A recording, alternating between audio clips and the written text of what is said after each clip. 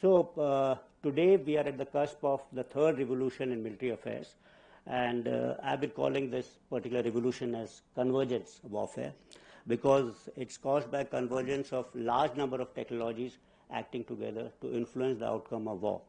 It's the confluence or convergence of kinetic with non-kinetic. It's contact with non-contact battles.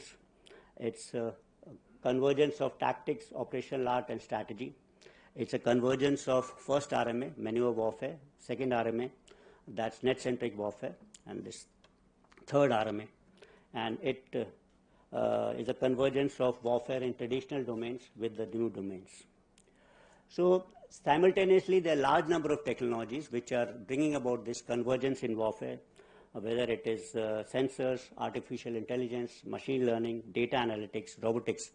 But what I'll do is I'll just mention about 4 important trends, a combination of these technologies, not one technology, but a combination of technologies which is influencing this. The first is, I think, is about I call as celerity-centric warfare. Celerity is speed and velocity. Over here, what we find is, subsonic, supersonic, and hypersonic kind of vehicles in the same kind of a battlefield, along with stealth and long-range precision targeting at one end of the spectrum. And on the other end of the spectrum, you find slow movers, drones, etc., which are very, very slow, go at a very small height, very small radar cross-section, and hence they're difficult to detect and difficult to target. So that's the kind of platforms which you have in today's kind of battlefield. And this has introduced non-linearity in battlefield, causing battle space to expand both spatially as well as in temporal phases. The second important trend which we see is regarding battlefield transparency. This is brought about by ubiquitous presence of a large number of sensors. So the nature has given us actually 5 senses to interact with the environment.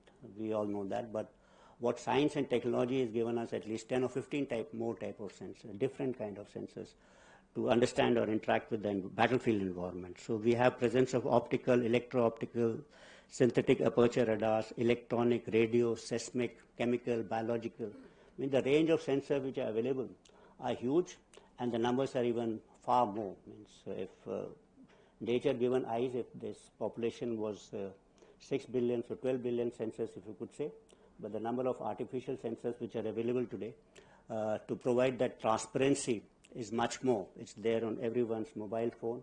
There would be a couple of there in this particular room. And as you step out, not only on roads, but also on satellites and spacecrafts.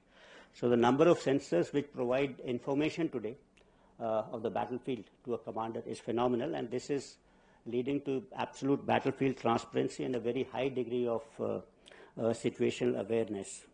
So hence, I spoke about that fog of war. That particular thing is removed completely.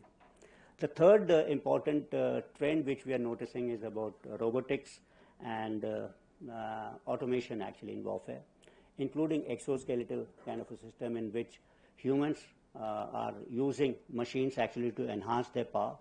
In some cases, manned and unmanned teams are working, and in some cases, they're totally autonomous systems which are working. So I've been saying that, combat has largely between, since evolution of warfare, between human beings to human beings. One may be armed with a better weapon system, but we are at the cusp of history where a future combat could be between machines and machines. So this will introduce a different kind of warfare.